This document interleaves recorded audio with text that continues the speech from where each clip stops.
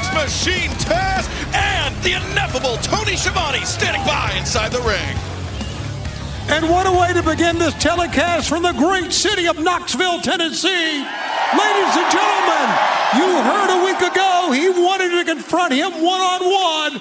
First of all, let's bring in the aerial assassin, Will Ospreay.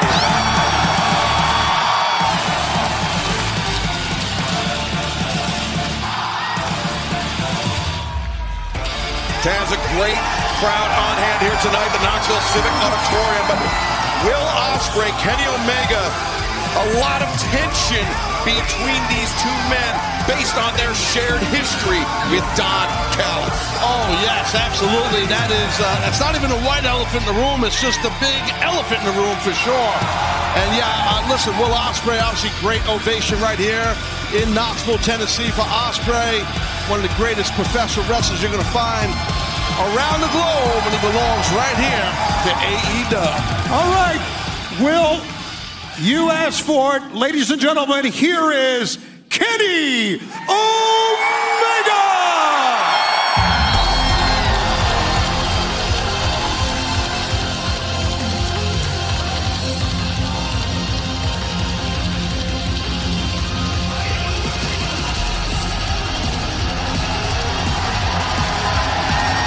After 13 months away from the ring, a career-threatening surgery to get him into return. Kenny Omega successfully returned to action. But himself, once again in the sights of Don Callis and the Don Callis family, and some unexpected reinforcements from some surprising source in Will Ospreay. Yeah, absolutely. Will Ospreay saved the day, in essence, last week. But here's the thing, I mean, this whole situation with Don Callis, all the years, the friendship for decades with this man who's coming out here right now, Kenny Omega, it's definitely at a hatred level, Excalibur, for sure. But I'm fired up right now, even though they're not in wrestling gear, to see Ospreay and Omega in the same ring at the same time right now. Two of the brightest stars in the world of professional wrestling, kicking off Dynamite here tonight. All right, the chance of Kenny, and gentlemen, it is my honor to be in the ring with two of the greats. I can say that. Will, you asked for this to be able to talk to Kenny Omega. The floor is yours. Kenny, thank you very much for coming to join me today. Glad you're not dead. Listen, Kenny, I can't remember the last time we were in this ring and not throwing punches at one another, but a lot's changed since you've been away, mate.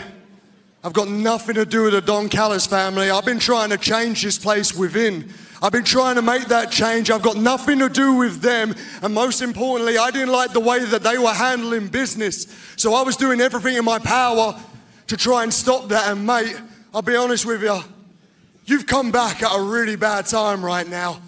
Moxley's got the world title hostage, and I've been trying to get over there and fight that battle, but mate, I keep running into the Callis family, and I can't do it on my own anymore. I know, listen, I know we've had our differences. You don't like me and I don't like...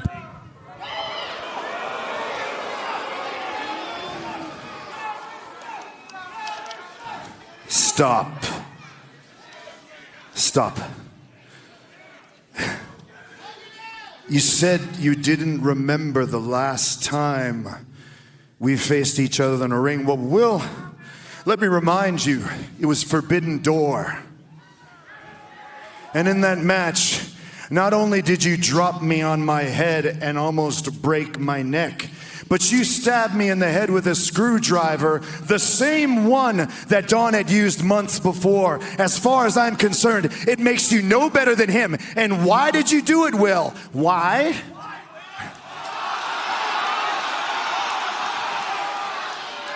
All because you were trying to prove that you were the best. You were trying to prove that you were better than me. Well, Will, not only did I not believe you were better than me back then, but I sure as hell don't believe you're better than me now.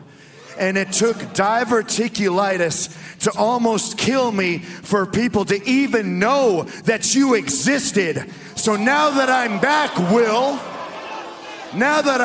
Will, congratulations on being number 2, because number 1 is standing right here in front of you. So if you're here to apologize and ask for my help, the answer is no chance in hell, because I will never trust someone like you, bruv. Listen here, you little prick. Listen here. No, you come here. Okay. What do you... Right as things were about to break down between Kenny Omega and Will Ospreay. Well, Ospreay was trying to extend the olive branch, but it didn't work with Omega. Impeccably bad timing by Don Callis. Well, look at these two prima donnas. Oh, Kenny Omega charging up the ramp, and here comes Takeshita, the international champion. Kind of got set up in a trap there, Kenny. That's what I feel that was. Maybe I'm wrong on that, but now Fletcher, too. Kyle Fletcher, 2-on-1 beatdown. Kenny Omega. He said he could never trust Will Ospreay, but Ospreay, despite what Omega said, he's coming in hot. Will Ospreay now throwing right hands at Kyle Fletcher. These two men, former friends, picking up where they left off weeks ago as Will Ospreay charging in, and now, oh, wait a second. Kyle Fletcher. Oh, very nearly took down Ospreay, but Ospreay, Oh, watch out. coming back. The corkscrew kick connects. Super athletic, super unpredictable is Ospreay. Now Fletcher's in trouble here. But Ospreay didn't have the eyes in the back of his head. Takeshita, thunderous right elbow. But now Takeshita taken down, snap, dragon suplex by Omega. That'll definitely slow down Takeshita. Kenny Omega, he was betrayed by Don Callis when Will Ospreay came onto the scene, much like Ospreay was betrayed by Don Callis when Takeshita burst onto the scene, but Fletcher! What a thrust kick by Fletcher! Definitely a shot and a half right there. Omega got dropped right there by Fletcher. And remember that diverticulitis, that surgery that took 2 feet away from the intestine of Kenny Omega. His condition, there's still a lot of questions circling around that. Taz, that's the type of injury that many men can never come back from. Absolutely, it's super serious and dangerous. Now Don Callis getting in on the action with Takeshita. All of Omega. Look at Fletcher. He's got a chair set up to my right. To the right of our desk as Kyle Fletcher throwing himself over the barricade at Will Ospreay. The action spilling out amongst the fans here in Knoxville. Definitely an explosive start to Dynamite tonight. And meanwhile, I think Don Callis, he waved in the reinforcements. It looked like Brian Cage, the Machine, came charging in, and there's the Murdoch Monster, Lance Archer. Just too many numbers, Excalibur for Don Callis, for Ospreay and Omega to deal with. Too many numbers. Yeah, 4 on 2. As now Archer looking for that choke slam, but Ospreay fleet-footed, but the low blow stops Ospreay in his tracks. Yeah, massive Murderhawk Monster right there. Big Lance, giant man. Archer and Cage, they found tremendous success since Don Callis put them together as a tag team. They're a lot more than just a muscle for the Don Callis family, Taz. Yeah, absolutely. They definitely are. Ospreay still showing life, and Archer's all over him. Our cameras. Where the hell is... I mean, he might have knocked Ospreay off that bleacher area there. Yeah, I think he did. Oh, Ospreay, yeah, tumbling down the steps as a powerful shot from Lance Archer. I think that was Brian Cage on Kenny Omega. As Cage and Takeshita on Omega. You see Omega is clutching that midsection. Yeah, he's sort of in the background there. There's Brian Cage, shirtless with Kenny Omega, and Omega is in grave danger. Oh, maybe not. Nice counter by Kenny. Omega, he's fighting back, but the numbers, again, unfavorable for Kenny Omega. And Will Ospreay, but Ospreay undeterred. Landing some big elbow strikes. Knocking the Murderhawk Monster all the way towards the merchandise section. But Archer, those powerful fists has, they can change the complexion of an encounter on a moment's notice. Absolutely they can. There's no doubt about that. And Tony Schiavone, you rejoined us at the desk.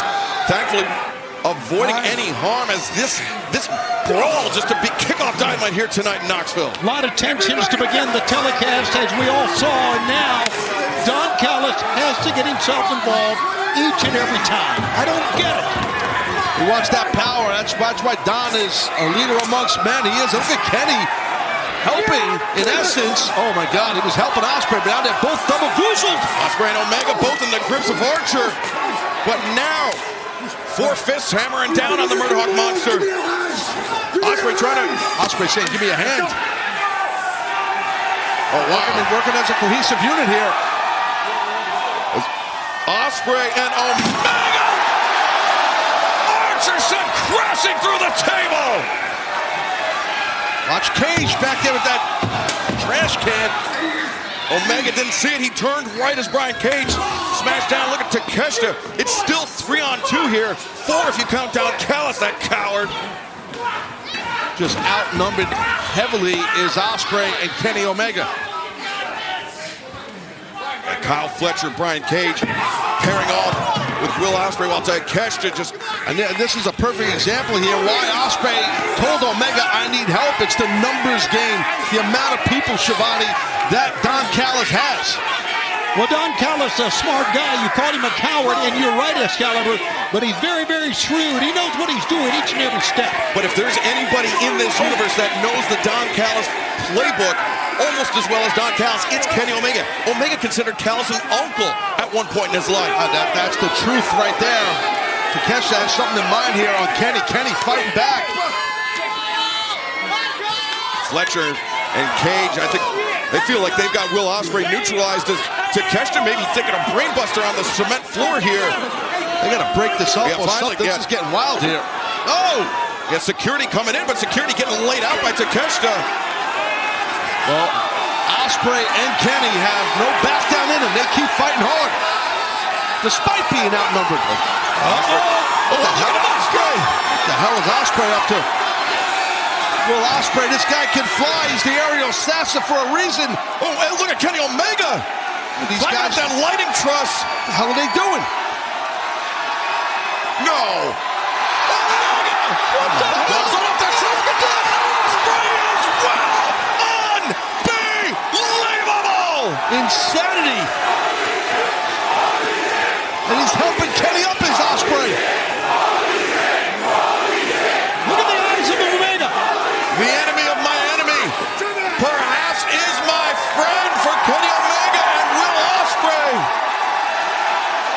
Both men finding themselves in the sights of the Don Callis family, and both men standing tall to kick off Dynamite here tonight.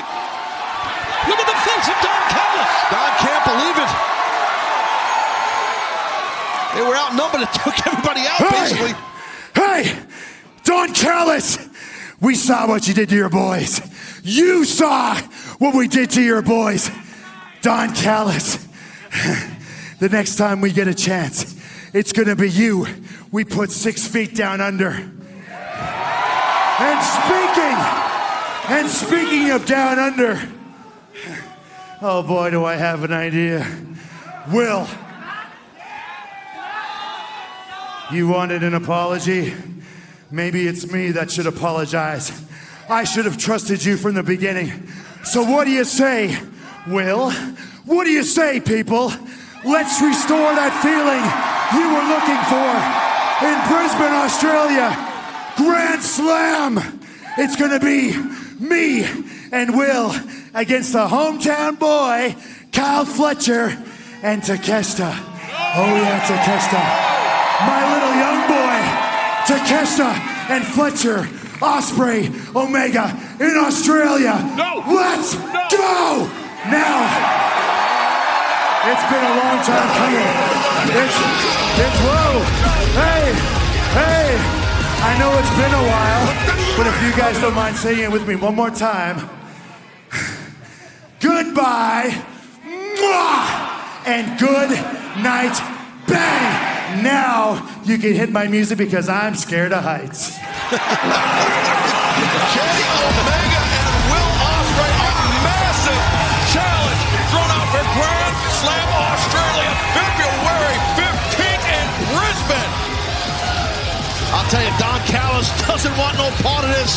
He's not in the match, but he don't want his guys dealing with Ospreay and Omega. Talk about strange bedfellows. Yeah, but you saw when Omega and Ospreay were working together, a very dangerous duo. But you want to talk about dangerous. That's Kenny Omega, Will Ospreay, they are fired up. What a way, an explosive way, as you put it, Taz, to kick off Dynamite here tonight. But a dangerous duo. In the Hurt Syndicate, Bobby Lashley, Shelton Benjamin will be challenging Private Party, Say and Gwen for the AEW World Tag Team Championship tonight on Dynamite. Plus our main event, the Rated R Superstar Cope will face one of the most accomplished, most vicious competitors in all of professional wrestling, the Bastard Pack. The Forgotten Bastard. A tale as old as time. Well, I've got a little bit of bad news for you. I am here in AEW. First ever AEW All-Atlantic Champion. He proved to the world, I'm the man. Pack etching his name in history. Who said life's not hard? Huh? Let this be a warning to you. Every man has his struggle. Don't you dare forget about the bastard. You'll never get rid of me. I'm like a cockroach, an indestructible little bastard, always lurking in the underbelly. We will do what has to be done. They are dangerous, they are unhinged, no one is safe. Abandon all hope. I am taking back what's mine and reminding the entire world what the bastard is capable of. The Forgotten Bastard. A tale as old as time.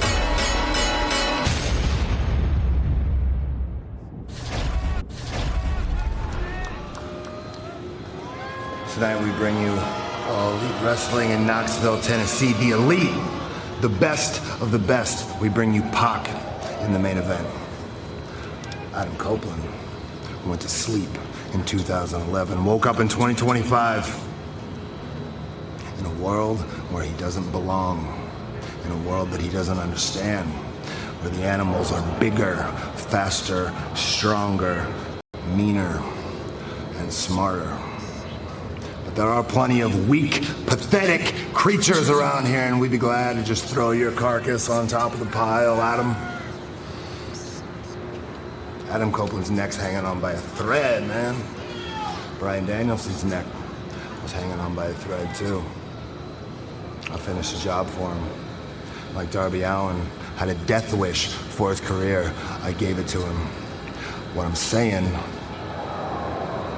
Cope, is that maybe the next time you go to the doctor, you get some bad news. Maybe your next doctor's visit is a worst case scenario. And in that case, I won't lose even a little bit of sleep over it. I don't sleep much anyway. I don't have time to sleep. I don't have time for relics from the past. There's too much work to do. We're building a future.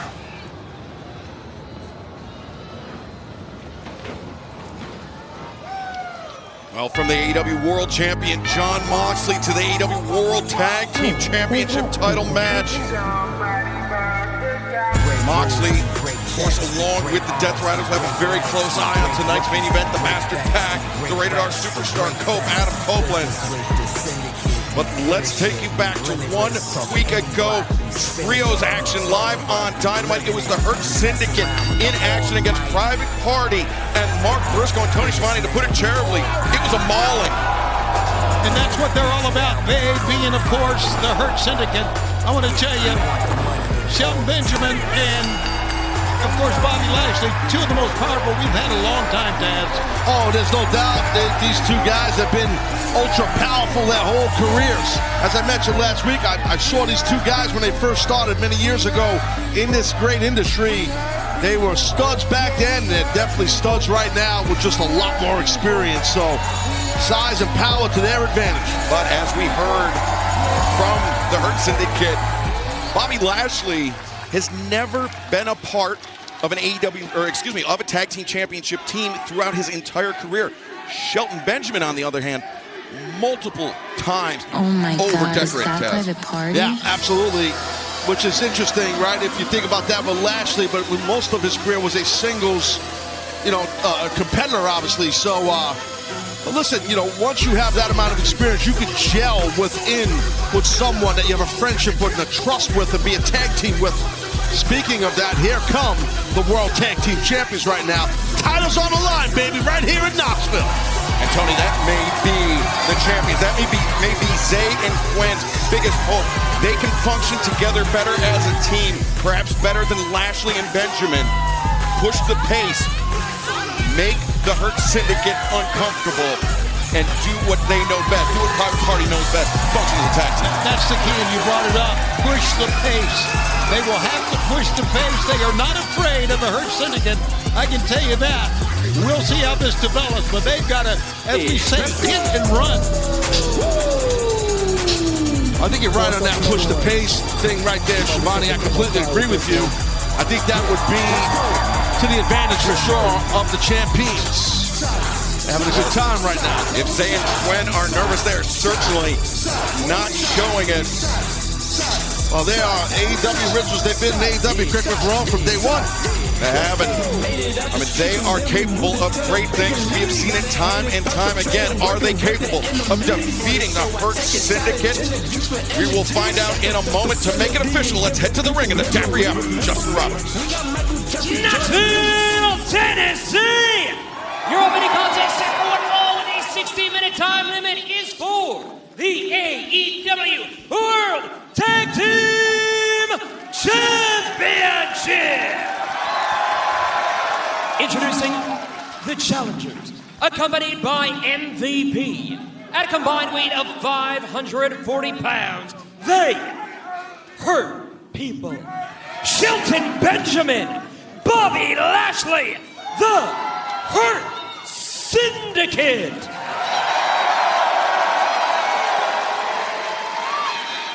And their opponents, from Brooklyn, New York, at a combined weight of 381 pounds, they are the reigning and defending AEW World Tag Team Champions, Zay, Quinn, Private Party. The 15th AEW World Tag Team Champions. Taz, as you put it, AEW Originals, Zay and Quinn have a huge mountain to climb here tonight against the Hurt Syndicate and MVP. Welcome to the desk for this AEW World Tag Team Championship. Oh, I'm in a spectacular mood. A better mood than usual, as a matter of fact. We are about to see new tag team champions crowned tonight. The Hurt Syndicate. Well, listen, MVP, I know you're a long time, and I know you have your men primed and pumped and ready to roll, but you're dealing with the tag team champions. As you know, that's not going to be an easy task. Look, I have immense respect for the tag team champions. Zay and Quinn, they have proven that they are top-tier athletes, but in their entire careers, they have never dealt with anything the likes of the almighty Bobby Lashley and the standard of excellence Shelton Benjamin. Lashley is swinging the miss. Quinn connects the Enziguri, staggers Lashley, as now Zay launching off the back, sending Lashley into the corner. Private Party. Wow. Tony, they were attempting to push the pace, but Lashley shut it down with ease. Yeah, a lot of times when you're quick and you're fast and you push the pace, like you said, if you run into a stone brick wall, that's going to change things, and that's what Bobby Lashley is right now. Tag made out to Shelton Benjamin. And remember, Private Party last October, Taz, defeating the Young Bucks, the EVPs, Matthew and Nicholas Jackson, ending their historic third reign as AEW World Tag Team Champions. That's how Private Party claimed the titles. Yeah, absolutely. I remember it well. And the thing is, listen, you're dealing with, Benjamin and Lashley. You're giving up a lot of experience, and you're giving up a lot of size, power, and credibility. So it's going to be tough for the champs. For that silly drag. Wow. Got it in. Driving down Benjamin, and now the quick tag made. Quinn, though, elects not to cover, looking to put pressure on the standard of excellence. Shelton Benjamin. And we see the senton, the cover, lateral press, one. Let's kick it on one. And MVP, I'm sure that you had long conversations in prep for this match with your team about the high-flying abilities of Private Party. Absolutely. And you know what? as you just saw, they missed an opportunity to cover. When you cover your opponent, that takes energy away from your opponent to kick out. That's one of the issues that they have here, a lack of experience, and it's going to cost. Zay guillotines Bobby Lashley. Shelton Benjamin going down over the top rope as Private Party. Gentlemen, I think we should clear out because stereo belly-to-belly. Excuse me, my boys are about to throw a Private Party. Hey, Shelton, Roberto, right here. What do you mean right here, boys? Right here. What are you talking about? We're going to throw a Private Party. Oh, boy. Holy hell! Driving Zay through our announce desk. We hurt people! You just did! You heard it from MVP right there. The champions in trouble, and the action continues live on Dynamite and Max. Might have to get some help out here for Zay, man. He landed hard for this announce desk. Smokes. Yeah, referee Paul Turner waving over at the medical staff. Well, it was obviously a calculated plan. I heard you, MVP, call it out. I respect that. You called your shot, and your guys pulled it off. And it's going to change the complexion of this match from the rope. There's no question. I'm not so sure Zay can continue. Yeah, he's in trouble. Now you hear the fans. We hurt people. And Quinn crawling over to check on Zay alongside our ringside physician, Doc Sampson. Can he continue, Doc? I really would like them to be able to finish the match. They are champions. I know they got championship spirit. Yeah, that's a problem here for Zay. Trying to keep Benjamin and Lashley inside the ring, but Benjamin. Well, there's nothing. There's nothing illegal. What Benjamin's doing right now, it's throwing him in the ring to Lashley. It's in essence right now a 2-on-1 situation. Well, it's the last thing Quinn needs, the last thing this team needs. The World Tag Team Champions, they're in a bad way right now. Doctor is checking. You can't see it right now on screen, but he's checking Zay on the outside for his announce desk, checking his spine and whatnot. Man, this is bad. Yeah, the champion's in trouble here. AEW Dynamite streaming on Max, live on TBS, and we are witnessing the Hurt Syndicate. Bobby Lashley, Shelton Benjamin dismantle the AEW World Tag Team Champions, Zay and Quinn of Private Party. It's Solo Jones here. He's by himself against Lashley and Benjamin. Oh, my God. Oh! An uphill battle for Quinn because his partner Zay was driven through our announce desk. Zay being attended to by a ringside physician, Dr. Michael Sampson, but Benjamin and Lashley focusing all their fire, all their aggression on one half of the AEW World Tag Team Champions. And right now, Quinn is in the hands of a freight train. And I want to take a moment to point out, Quinn, that is championship spirit. His partner's down, but he fights on. He's not afraid. He's standing tall. But unfortunately for him, he is in an impossible position. Absolutely, agree with you completely. And yeah, you just saw it. Quinn is really getting, like I said, dismantled here and breaking the count with Shelton Benjamin right there. And here's a little tidbit of trivia for you. In Bobby Lashley's illustrious career, he has never held Tag Team Championship gold.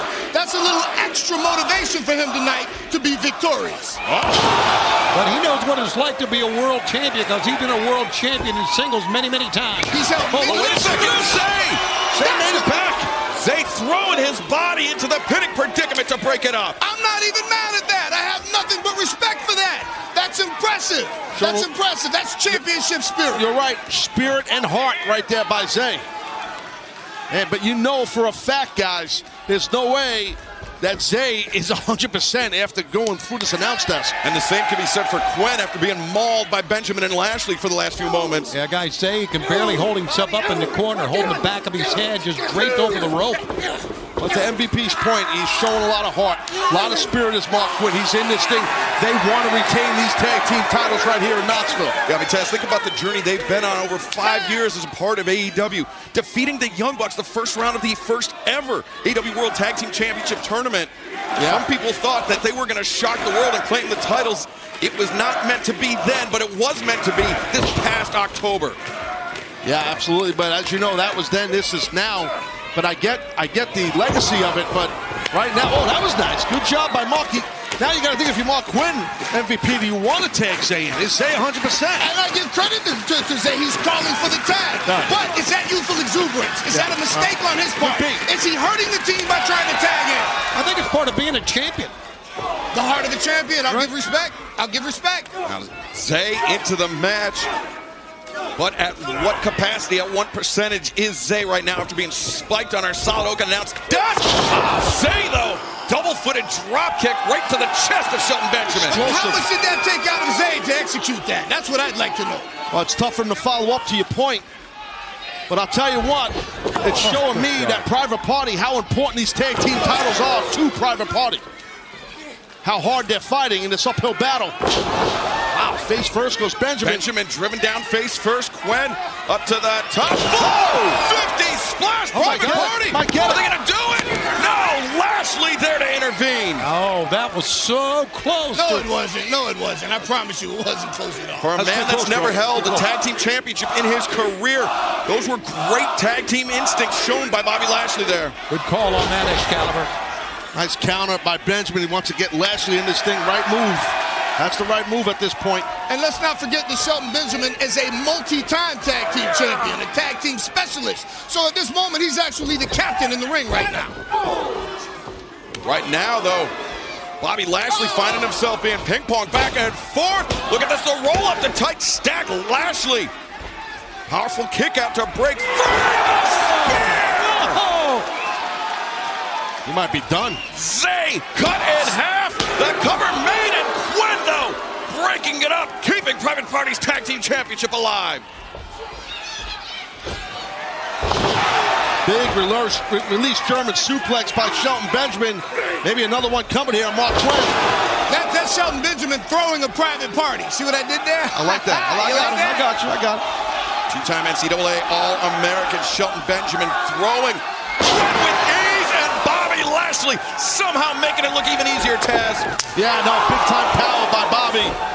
That's been his MO for a long time. Uh-oh. Spear from Lashley. Turn him inside out. Zay completely turned inside out. And we have champion. Wow.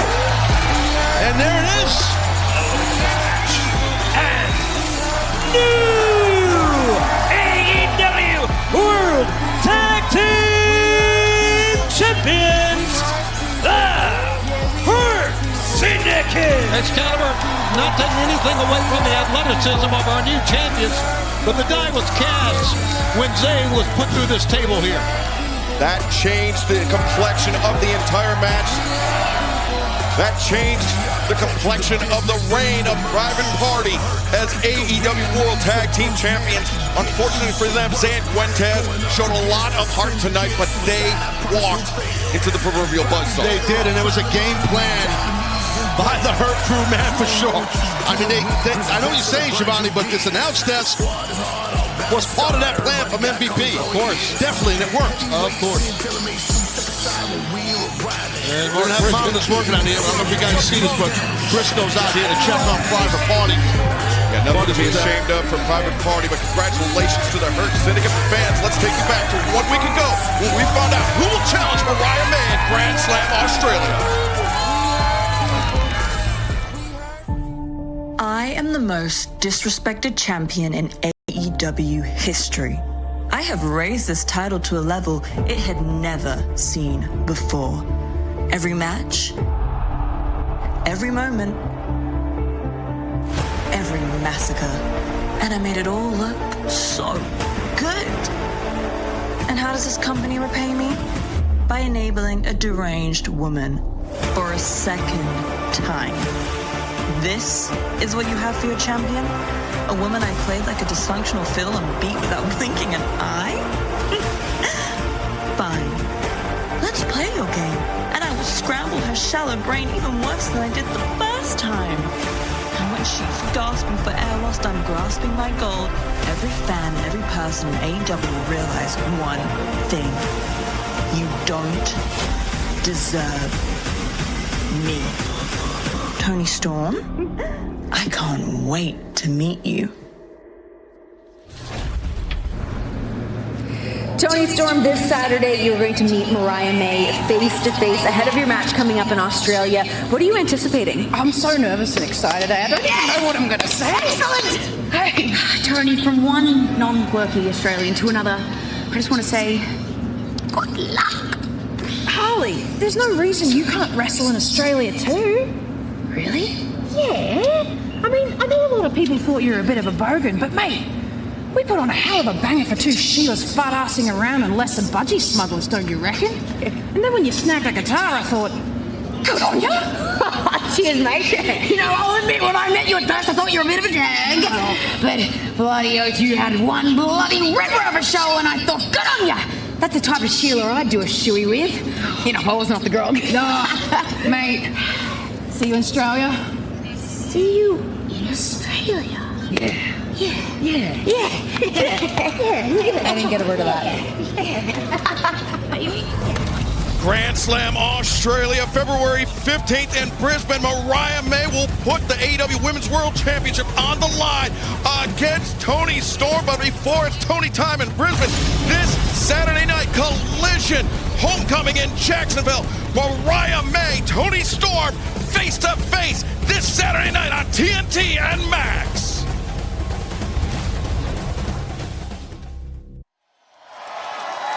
Jeff Jarrett, you are up next, but last week, MJF had some really heinous things to say.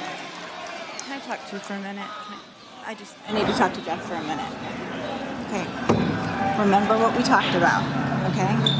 Last week, you getting down in the mud with MJF, that's not who you are. It is not who you are anymore. Jeff, I didn't like it. You know I was upset. And it reminded me back... Look, I got it, Karen. I got it. I got this. Relax.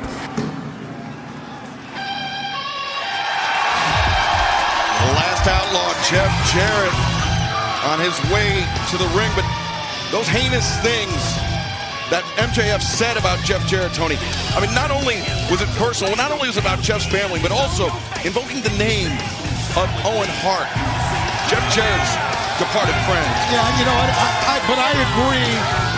I agree with Karen on this. Ladies and gentlemen, the last outlaw, Jeff Jarrett. That's the old expression, Tony, lay down with dogs, the only thing you get is fleas. I've heard that expression before, but you know what? She said stay out of the mud with that guy, and I agree. I mean, he brought some bad things out of Jeff, some bad that Jeff normally wouldn't say on a television show.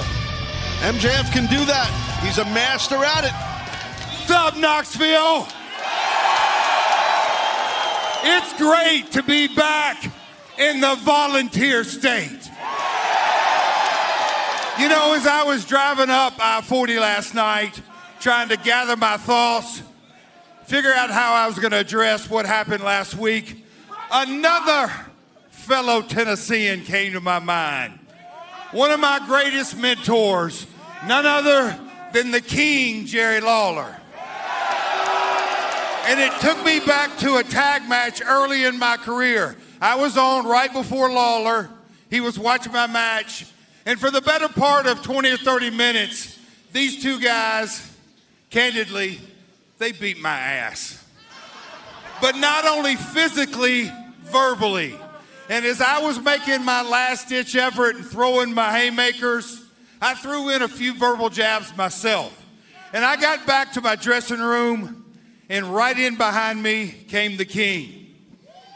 He shut the door, and he got up right in my face, and he said, Jeff, what the hell are you thinking out there? Don't ever get in the gutter with your opponent. I'll just say this. Sometimes it's good. No, sometimes it's great to come back home to remember who you are. MJF, you're going to find out exactly who the last outlaw is. Max, we're going to settle this Southern style somehow, somewhere, someplace. No lights, no camera, As we say around here in Knoxville, I'm going to take you out to the woodshed and beat your ass. But enough about that one-hit wonder. I want to get back to talking about you guys, because you guys inspired me. You guys gave me the juice to get into the Owen Hart Cup last year. You guys, let's get real right now. You guys have given me a gift. You ask yourself, what's that gift? The gift of a 57-year-old man believing in himself that he can become the AEW World Heavyweight Champion.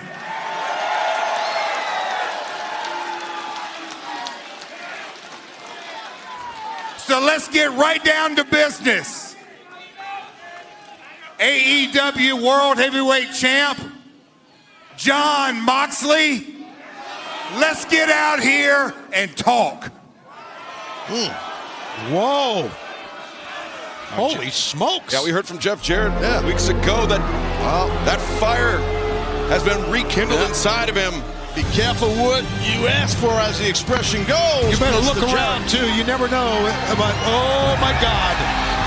Let's go, Jarrett. So wait a second. Claudio Castagnoli, the emissary of violence for Jon Moxley. A thunderous uppercut laying out Jeff Jarrett. Well, Jeff Jarrett was looking towards the arena here where they usually come out, the Death Riders, but Claudio was one step ahead of him. Nobody gets to Jon Moxley without getting through me first.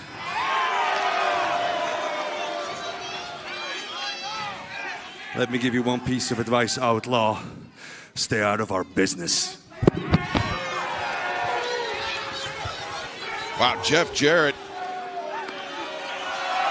getting dropped by Claudio Castagnoli.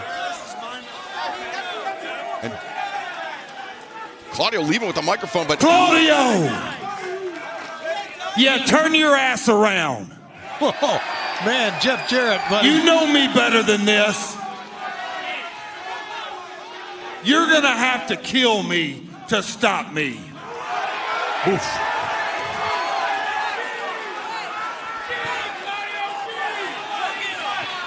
And Claudio turning his attention back towards the ring.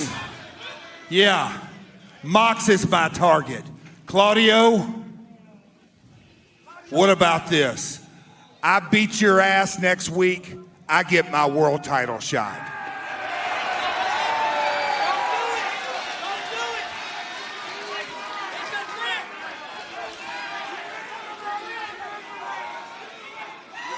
Beating you lifeless. An interesting proposition. I'll see you next week. Wow, Claudio Castagnoli. It's on next week, folks. It's on in Huntsville, Alabama. Well, I got to tell you, I give Jarrett a lot of credit for his confidence, but that's a tall order beating Claudio.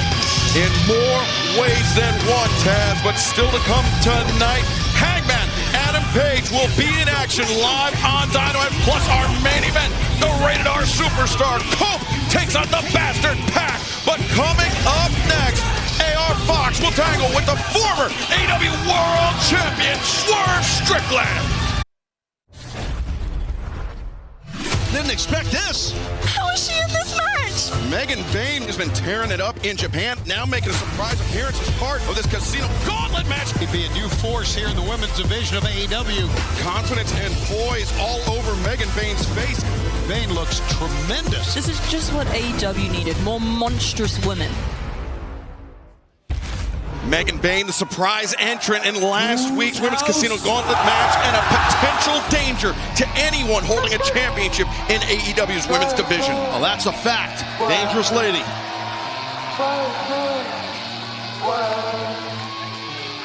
This battle is set for one fall with a 20-minute time limit. Being accompanied by Prince Nana from Tacoma, Washington, weighing 230 pounds. Swerve Strickland. Well, Tony Schiavone, 2025 didn't kick off quite the way that Swerve Strickland hoped. No, absolutely it did not. And of course, it got 3 weeks ago very, very bloody at the hands of... I can't believe that Ricochet Ricochet would do this. Crazy violent maneuver here. He's a dangerous guy. Yeah, it's Ricochet. It was Swerve taunting Ricochet with the toilet paper, but Ricochet reminding Swerve that scissors beats paper every time. But just as Ricochet was about to address the fans, Swerve Strickland made his return and very nearly ended Ricochet before the challenge was thrown out for Dynamite coming up in Atlanta in just a couple weeks' time. That chain would have cracked Ricochet's skull. I don't think there's any doubt about that.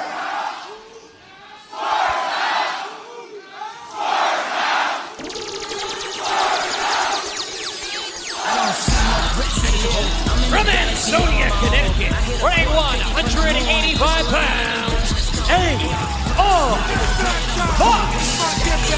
There's a long history between A.R. Fox and Swerve Strickland, extends well beyond what occurred a couple of years back in AEW. Remember, it was Swerve and Fox that joined forces to attempt to take down Darby Allin and Sting, but that was because of their relationship dating back more than a decade, Taz, where A.R. Fox served as a mentor, almost like a big brother, to hear Swerve tell it to Swerve Strickland. Yeah, that's true. I mean, definitely a long, deep history with these two men. But, man, that is definitely old news, because you can see in the eyes of both these cats, they want to hurt each other. And let's remember what happened at the home of Nick Wayne back in August of 2023. Yes, long before Nick Wayne fell in with Christian Cage and the Patriarchy. Right now, though, Fox and Swerve starting things off. Big exchange of forearm strikes in the center of the ring. Boot to the midsection by Fox, trying to change the tempo on Swerve. Swerve finds his feet, but Fox finds his. Both men looking for the suplex, and Fox finds his footing on the apron. Swerve back elbow drops Fox out to the floor. Speaking of footing, you got to keep an eye on. Whoa! I was just saying on Strickland, because he's fleet-footed for sure. That was very athletic and well done. Yeah, the former AEW World Champion Swerve Strickland. He's carrying more than 230 pounds, but he moves with a cat-like ease, as we saw that with that moonsault. Right now, got his back. A.R. Fox got his back to. Whoa! Fox baited him in. He knew exactly what Swerve was going for, and he caught him with that kick on the shoulder. As we see Ricochet, the man that 3 weeks ago launched that bloody assault on Swerve Strickland. He's in the house here tonight, Tony. And, he just arrived. And Tony, look at in his pocket there, where a pocket square would go. I think that's those scissors that he's always running around with. Absolutely, it is. He holds it like a badge for what he did to Swerve Strickland. And now Fox, though, as we turn our attention back to the ring, accelerates the ropes. Swerve dropped the shoulder, dropped Fox off his feet. A body weight advantage for the former AEW World Champion Swerve Strickland. And it wasn't always the case. You know, when these two men first met, it was Fox that was the more experienced. He was the larger of the two men, but time has changed many things. Swerve Strickland with the advantage, and the action continues live on Dynamite.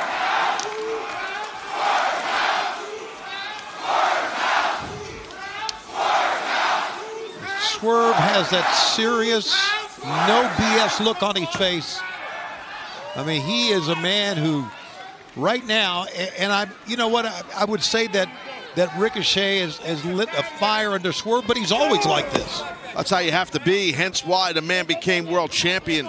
He's locked in, he's focused. Very important to be that way, in my opinion. You have to remember that Swerve, he gave himself the moniker, the most dangerous man in professional wrestling. And he lived up to it. He certainly did. We've seen the violence that Swerve is willing to dish out on numerous occasions, but we were also surprised by the violence that Ricochet was willing to dish out. Yeah, and I understand the moniker, the most dangerous man in professional wrestling, but when another guy's holding a scissor and pounding you in the head with it, at that moment, he's the most dangerous man in wrestling. Well, that's true. That's definitely true. Yeah, that's right.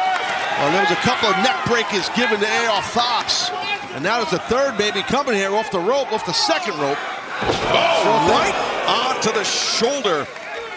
When your feet are off the ground like that, Taz, it is just all impact. That is spine on shoulder. Correct. You're exactly right. It's a cover here. Hold on. Cover by Swerve. Fox. Well, that, to your point, Excalibur, you know, your body weight is dangling, and next thing you know, the guy does a neck breaker, and it's all on your upper spine and neck.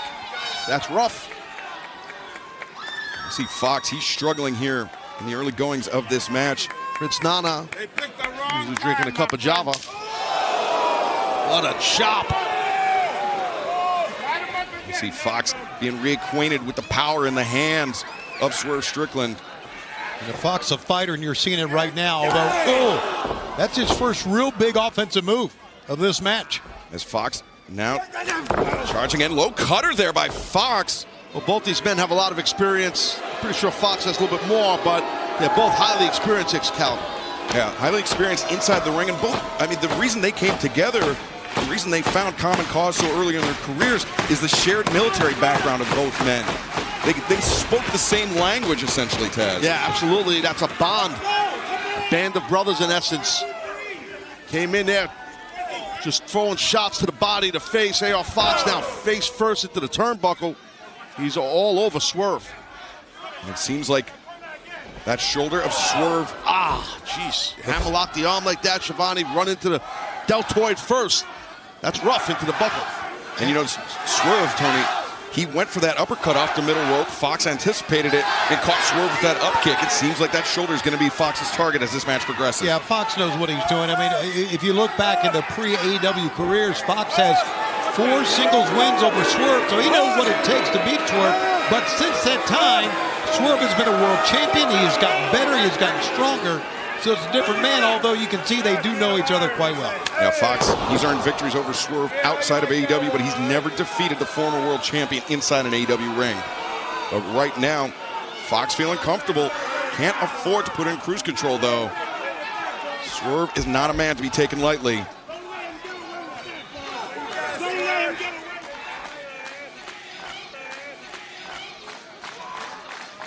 AEW Dynamite live on TBS and streaming on Max from Knoxville, Tennessee. Swerve Strickland, the former AEW World Champion, facing a longtime friend, longtime rival in AR Fox, but Swerve fighting his way back into this match, Tony. And of course, he's got to concern himself with the match, but one thing he does not realize that Ricochet has arrived. One thing that Swerve Strickland doesn't realize. Right, that Swerve Strickland doesn't realize, of course. And that's dangerous. These are dangerous waters for Swerve. He doesn't even realize it right now. Ricochet, of course, Taz, as we saw moments ago, and as we saw 3 weeks ago, the man that attacked Swerve with those scissors, that bloody, brutal assault. But right now, the assault being launched by Fox, that DDT on Swerve.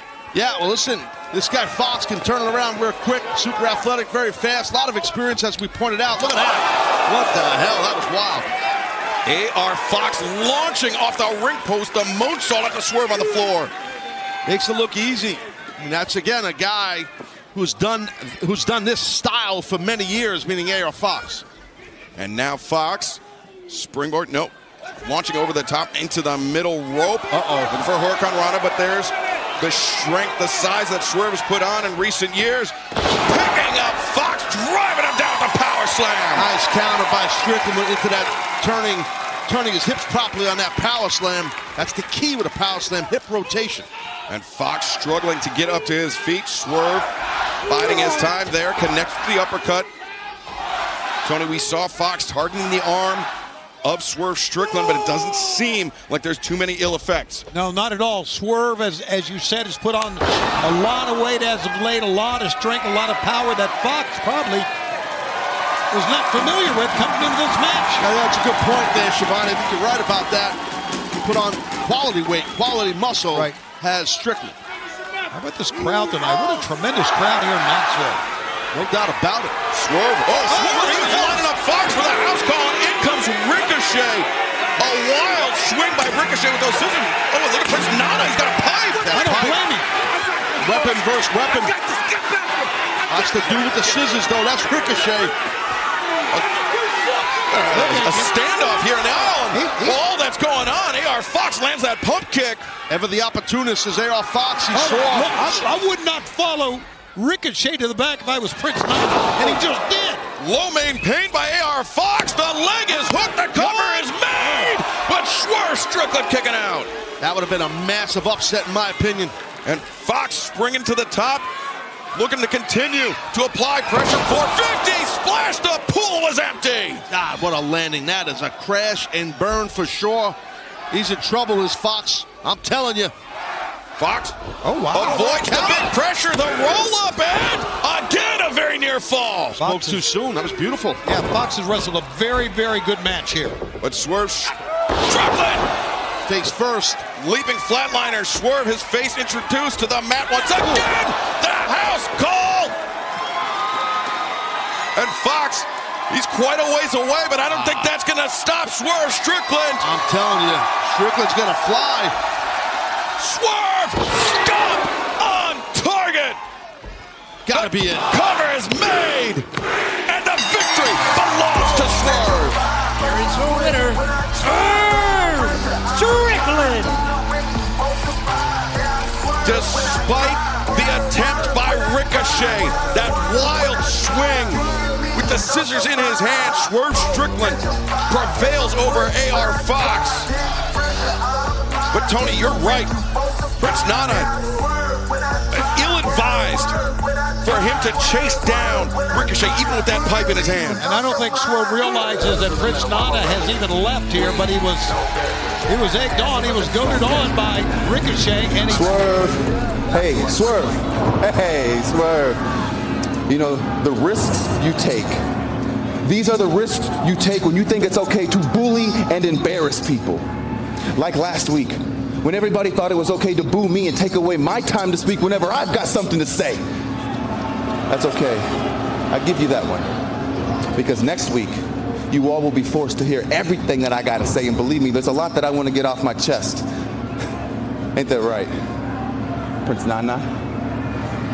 Oh, whoa. You see, I could gut you like a fish right now for what you did to me last week, thinking that you could embarrass me. But I need you. I need you to tell Swerve that this may be his house, but there is a new landlord in town, and rent is due.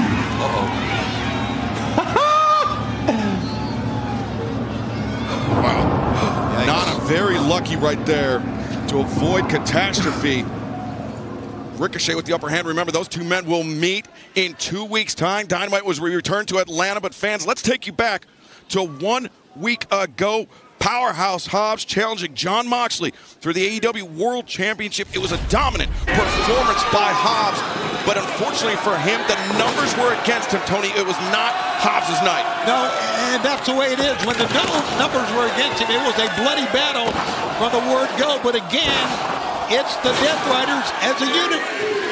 But then Hobbs this past Saturday, the showdown and the victory at Collision Maximum Carnage. Hi guys, and welcome to another New York Minute, coming to you live from Knoxville, right here nestled in the Rocky Mountains. But unfortunately this week, we're a little bit more dour. We're a little bit more somber, because the Learning Tree lost last week on Maximum Carnage Collision. We were essentially beaten by the Outrunners and Powerhouse Hobbs, even though we tried to take Will Hobbs out before the match, but we failed at that, didn't we, Bill? As the Learning Tree always says, failures are the signposts on the road to success. Really? Really? That's what you're gonna say? You're comfortable with us losing, Bill, and attributing it to a learning moment? Well, learning moments only work if you learn from them. When are you going to start using the knowledge that I'm bestowing upon you, Bill? Huh? We lost last week because of Will Hobbs. What are you going to do about it, Redwood? Yeah, what are you going to do? Right, LT. Last week, Hobbs and I went face to face. He may have won the match, but he did not beat me. And that's because he can't beat me. And you want to know why that is? Because I am the biggest, baddest man in this entire company. Hell, in the entire industry. So you know what I'm going to do? This Saturday in Jacksonville, Powerhouse Hobbs, I'm coming to find you.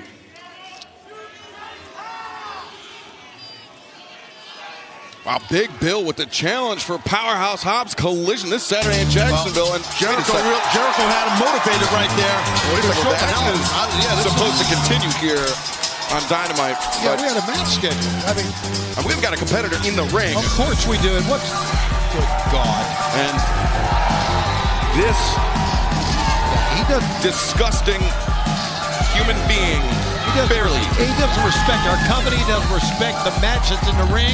He respects no one. He is so self-centered. He is disgusting. Wow, that's a little strong. That's disgusting and charitable, actually. He is the lowest of the low. He is MJF. Get the hell out of my ring.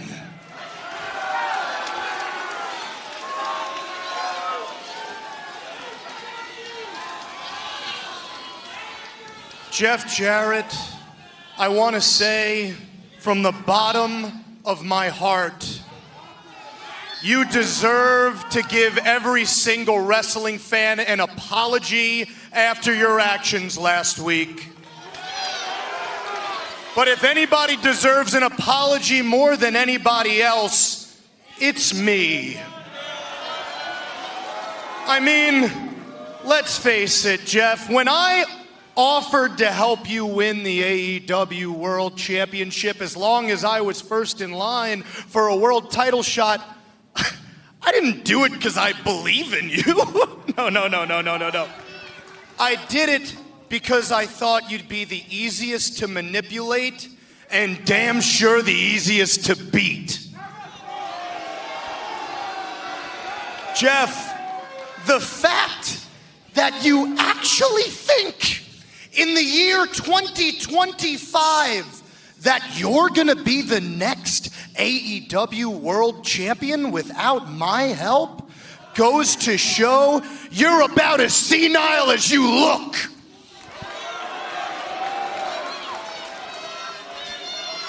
But I'm telling you this, if you aren't yet, by the time Claudio Castagnoli is done beating your brains in next week, you will be. Jeff, I know you think if you grind hard enough, if you work hard enough, you're gonna earn yourself more time in the only sport and occupation you've ever known and loved. But Jeff, I'm here to tell you the truth. Professional wrestling doesn't love you anymore. These fans, they don't even love you anymore, Jeff.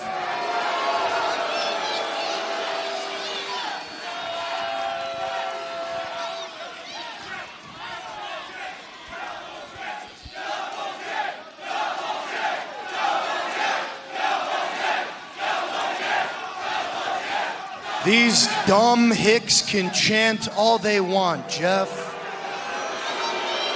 It doesn't change the fact that you're about to find out the hard way that sometimes you're better off making a deal with the devil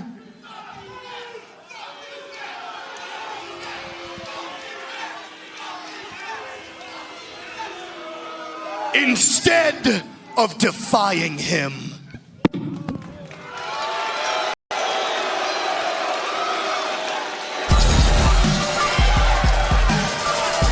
MJF continues to think quite highly of himself, even with, well, this is the match that we were waiting for. This is the man that MJF interrupted. And this man's got a very, very short fuse, as we know. I wouldn't want to interrupt this man, Taz, I can tell you that. Hangman don't play games. He's not normally in a good mood. And I think you guys might be right. You might be a little pissed off at old MJF right there. Hangman Adam Page, who this past Saturday at Collision, it was a bloodbath, Tony. Yeah. He defeated Christopher Daniels in that Texas death match. A man in Christopher Daniels that Hangman Page considered, there you go, a mentor at one point. Yeah, buddy. Yeah, I'm telling you right. He usually doesn't do the right thing, but MJF's doing the right thing now. Pretty sure he just told, pretty obvious when he said to MJF, get out of the ring, I got a match. And he kind of jumped his entrance, meaning MJF jumped, Hangman's entrance. And speaking of getting jumped, Hangman, this poor guy, he's in a lot of trouble right here. Yeah, well, this is Tyler Shoup, played 4 years at Penn State college football. His dad was a longtime college football coach, Bob Shoup, and wrestling was his first love. I'm not so sure now, Hangman, the cover and the pin. Well, he's going to head back to Happy Valley. You're not kidding. And his head will join him later. Oh, wait, Hangman. Not done. We're going to make an example of this. Oh, wait a second. Hangman, the double underhook. And the Angel's wings. Wow, that's nasty. As if what he did to Christopher Daniels this past Saturday wasn't enough. Now, using Daniels' finishing technique there. Yeah, Daniels, as we know, needed medical attention. And then, as he was walking out, he came back to attack him. Speaking of Daniels,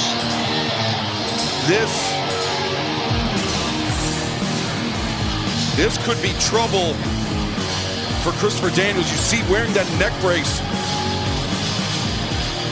I saw him earlier in the day, and he was not moving well. Again. You want me to beat your ass again? So this is about. Stop. I don't want to fight you, Adam. I never wanted to fight you, okay? I swear to you, all I ever wanted to do was be a friend to you, but I see now that I messed that up. All right? Every time I approached you, it was like I was pouring gasoline on a fire. And then you attacked me, you said what you said, and I let my ego and my insecurities escalate this to the point where I accepted the most violent match against the most violent man. I regret that, Adam. I'm gonna regret that for the rest of my life. Because after that Texas death match, that last buckshot lariat, added to all the damage I've done to my neck over the years, my doctors have advised me to never wrestle again.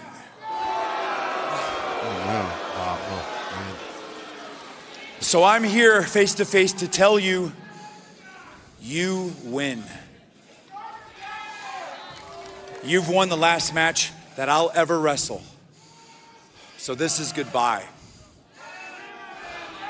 I'm sorry.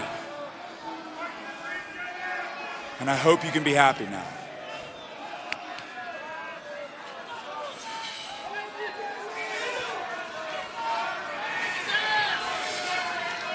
Wow, that was heavy, man. Wow.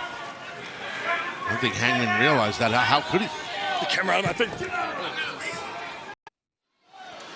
Welcome back to AEW Dynamite live on TBS and Max. A red hot start to the evening. Omega and Ospreay working in tandem and throwing out a massive challenge.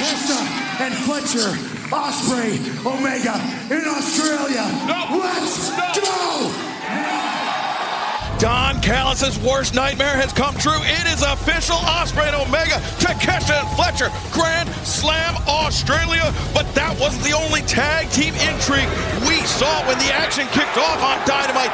It was a dominant performance by Bobby Lashley, Shelton Benjamin, the Hurt Syndicate, the new AEW World Tag Team Champions. Who can stop these men? Knoxville! Say hello to Garcia. 4 belts, money.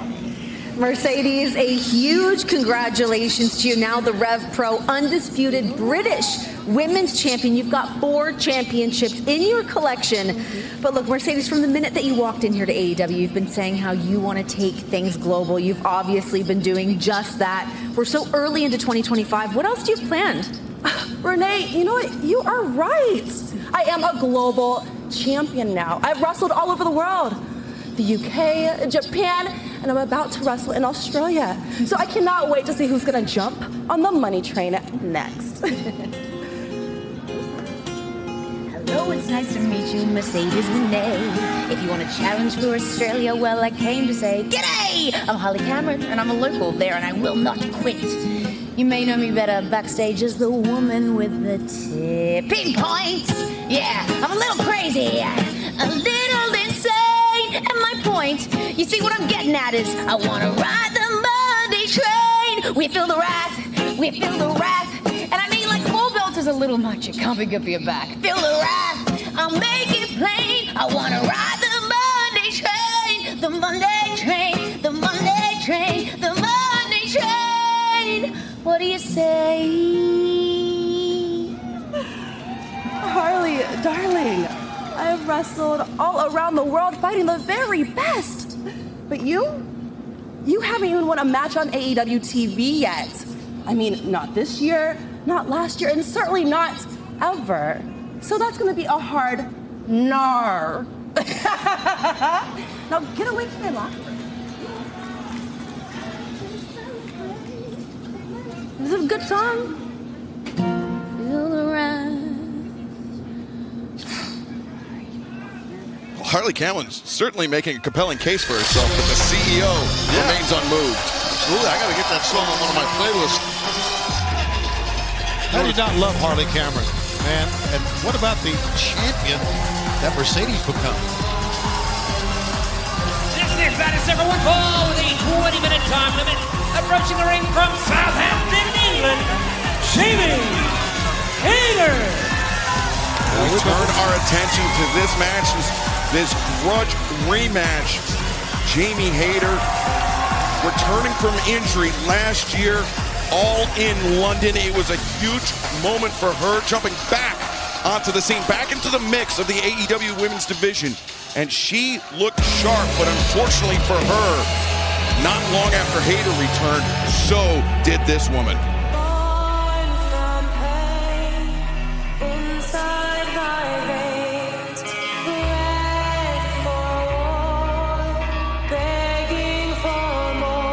And her honoring the House of Black, Julia Hart.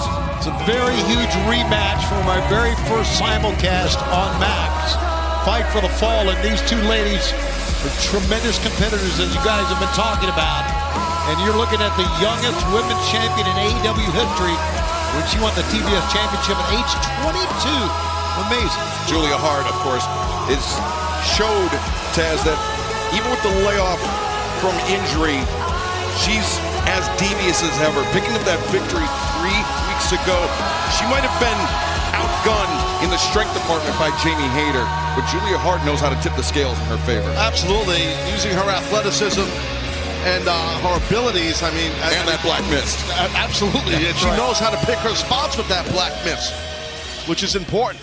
Who knows if that'll be in play here we saw in this last contest. Week in the women's casino gauntlet match. As soon as these two entered the match, they were going at it, picking up right where they left off 3 weeks ago. But fans, we've had some huge announcements here tonight on Dynamite. But earlier today, Philadelphia Inquirer broke the news that Dynasty, our April pay-per-view, will be coming to the Liacouras Center in Philadelphia, Pennsylvania on Sunday, April 6th. Go to AEWTX.com to sign up to be an AEW insider to get early access. But right now, Jamie Hayter gaining early advantage on Julia Hart, sending her into the barricade. That's how you set a tone, Shivani, to start the match. You're not kidding.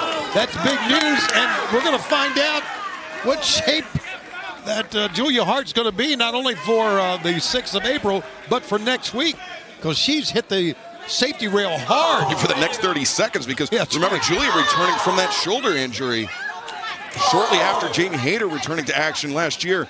And now Julia Hart, though. I just want to point out, like, oh God, those steps, but the guardrails, I mean, they're sturdy as hell. Those are not, you can see when these ladies hit it, it didn't really even move. Yeah, those are anchored down. But right now, Jamie Hayter, after sending Julia Hart crashing into the steel steps with the advantage, it was Julia Hart that gained the victory. 3 weeks ago, the missile dropkick connects. Beautifully done. Former AEW Women's World Champion Jamie Hayter. Yeah, beautifully as a cover. Smart after that dropkick, almost got her. Yeah, that missile dropkick shows that Jamie Hayter's a lot more than just a powerful wrestler. She can move, and she can stop on a dime as well. Yeah, insanely athletic and experienced worldwide is Hayter. Right there, just a running clothesline, hard clothesline by Hart. Julia Hart throwing her entire body into those shots, trying to match power for power with Jamie Hayter, but Hayter, the back elbow, now off the middle rope. Julia, Sweeps out the leg. Disastrous landing for Hayter, going down face first. You're not kidding, face first. Smart idea here. I thought she was going cover, but I like this better than the cover. She's smart. Jamie Hayter in trouble. Julia Hart to cover. The kick out, and the action continues live on Dynamite. Right now, advantage Shivani goes to Julia Hart here. Yeah, Taz, notice what happened that time when Julia Hart was pounding the back of the head. She had a smile on her face like she enjoys this violence. Yes, no, she does. I mean, she wants to capture a victory here. She's got a nice, tight rear choke right here, or rear chin lock, I should say, here applied. Yeah, and Taz, imagine that in 3 weeks' time, Julia Hart could potentially pick up 2 victories over a former AEW Women's World Champion. That would make a very, very compelling case for Julia Hart to challenge whoever leaves Grand Slam Australia. Absolutely. Now wait, Hayter though.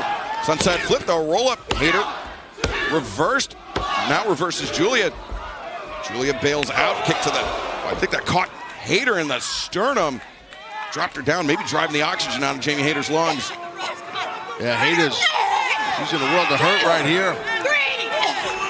And then that flexibility, the gymnastics background, cheerleading background, I should say, of Julia Hart. We've talked about that way back when we saw Julia for the first time many times. You and I have on AEW Dark back in the day. Yeah. 2-time champion. National champion in high school, I believe. Yeah, cheerleader. And now raking the eyes of Jamie Hayter across that top rope. We talked about so many times, also on Dark. Top rope, a misnomer. That's a high-tension steel cable. Yeah, absolutely. Just because it's not a rope doesn't mean it's any more comfortable to have your eyes raked across it. Julia Hart to cover. Hayter, though, kicking out.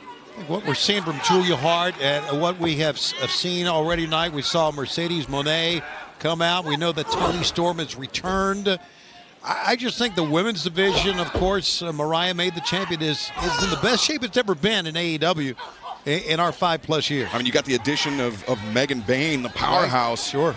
The surprise entrant to last week's Women's Casino Gauntlet match. And see, I don't think this was smart of Julia trying to get to a little fist fight with Hayter. I don't think she's going to win that fist fight. Yeah, Julia would find herself at a disadvantage were it not for the handful of hair that sends Hayter crashing to the mat. Yeah, not a smile on the face of Julia right now. Just a leg drop into an immediate pin. Leg drop Jones right there across the abdomen, as they call it. Trying to get on these arms, both arms, yeah. Tough to get out of this. Looks like a simple move that you could do like to your little brother or your little friend or whatever you got. But it hurts. It tears your shoulders apart here. I've had this done to me. It's tough to get out of. You grab both your wrists and pull your arms behind your body. How the hell do you get out? It's hard to get out. You got to roll through. That's how. I'll give you the answer and the question. Great analysis there by the Human Suplex Machine, Taz. And Tony, back to your earlier point, though. Toni Storm bursting back onto the scene. Wait a second. Cover here by Julia Hart. Hayter kicking out as Toni Storm, remember, thinking that she's a rookie here in AEW, the only rookie to ever been AEW Women's World Champion 3 different times. But she comes in with a lot of enthusiasm. She's got the title shot that she has well deserved, and I loved timeless Toni Storm. I think we all did, but I really love Toni Storm now, not remembering, but coming back with a lot of enthusiasm. Just because she shouts Tony time. Yes, I like that. Has nothing to do with your first name. Oh, nice heel trip there by Julia Hart. Maintaining control. Setting her up here. Action continues live on Dynamite, streaming on Max. On TBS, Julia Hart making the climb to the top.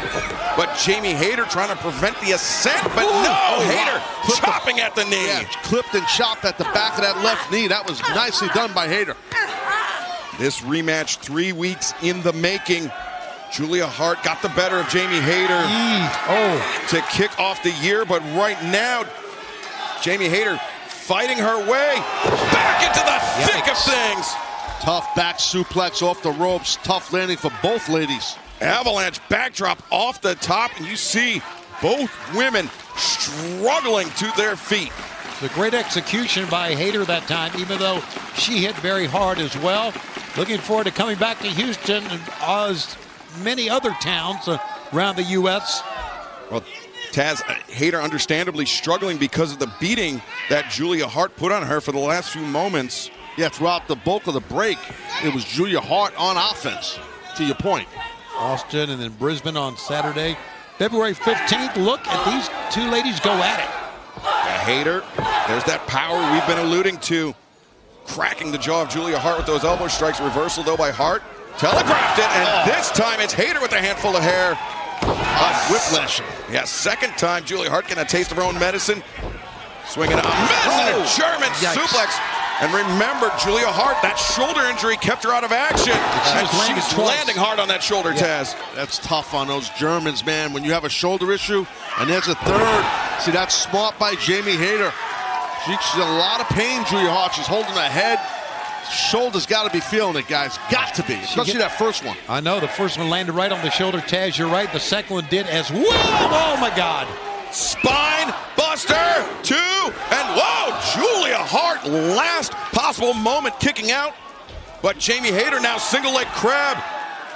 Wow, she's really testing the flexibility of Hart right now with the single leg crab. Julia Hart may be on the verge of giving up. She's trying to make the crawl, trying to get onto that hip. Making the army crawl to the bottom rope to force the break from the referee. You got to use that bottom rope as an ally. No reason to exert energy if you can get that. It's good mat sense by Julia Hart.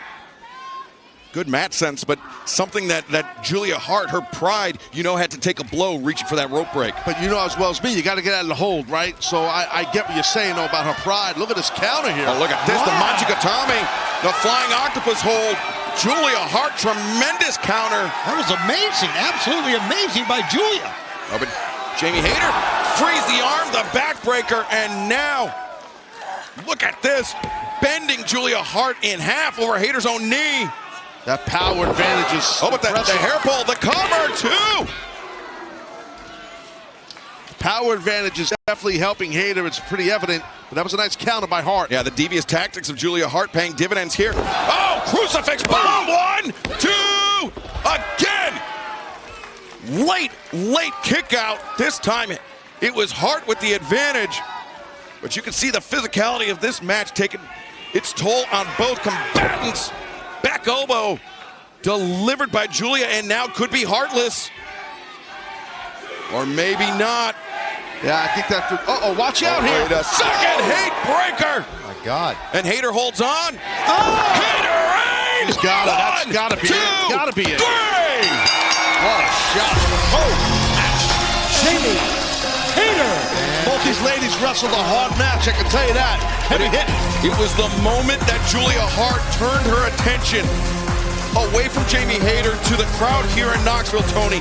That's when Hayter rallied, and that's when Hayter defeated Julia Hart. And even things up, it's 1-1. These two ladies in 2 matches. Both have put everything on the line. Very physical matchup.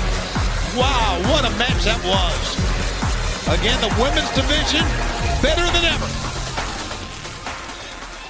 Well, the Hayterade securing the victory, but Jamie Hayter not done yet. This time, do some attempted murder. Don't fancy that today?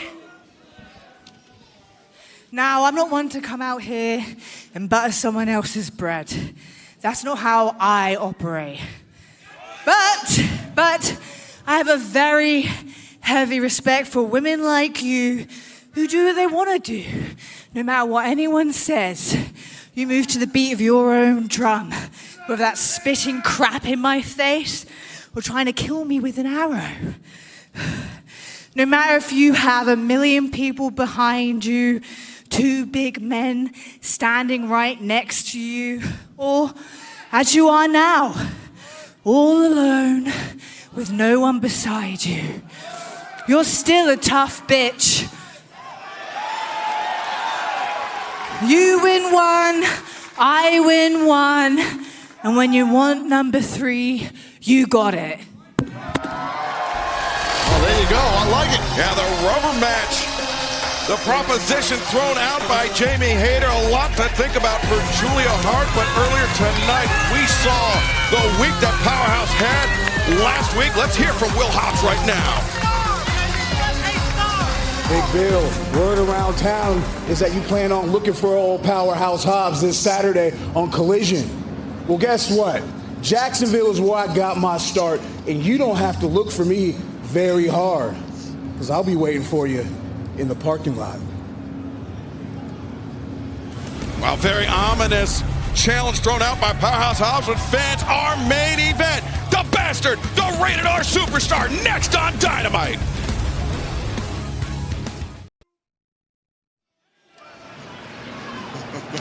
Oh, yeah. Ricochet, you big and you bad. You think you big and bad now with them sisters in your hand, all right? Yeah, good. Because that's what you're going to need to come at me, the most dangerous man in AEW.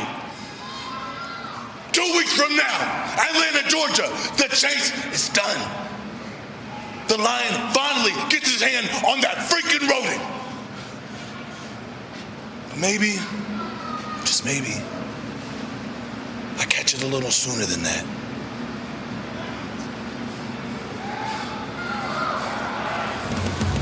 Swerve Strickland doesn't want to wait till Atlanta to get his hands on Ricochet, but fans, earlier today we received this message from Brody King, Buddy Matthews, and Julia Hart.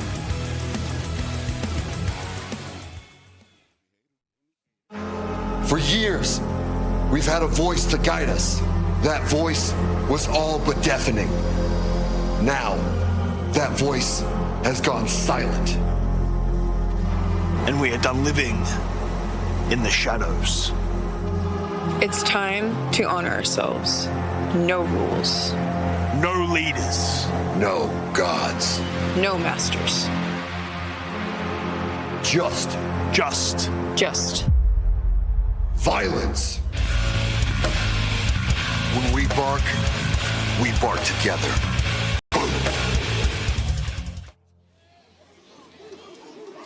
Well, this Saturday, Brody King, Buddy Matthews taking on the Gates of Agony, all a part of Collision Homecoming, live from Jacksonville, Florida, Daly's Place on TNT and streaming on Max. But now it's time for our main event. Ladies and gentlemen, your Dynamite main event is set for one fall. Introducing first from Toronto, Ontario, Canada, weighing 241 pounds, the Rated R Superstar,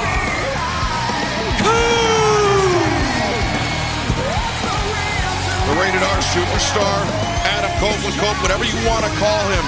He is a man that has just about done it all in professional wrestling, Taz. And you were there to witness a very large part of his career. Absolutely, I was. Not just being in the ring, yet someone calling a lot of his matches he's had for so many years. So for sure, it's kind of surreal. Still calling this guy's matches. He still looks amazing.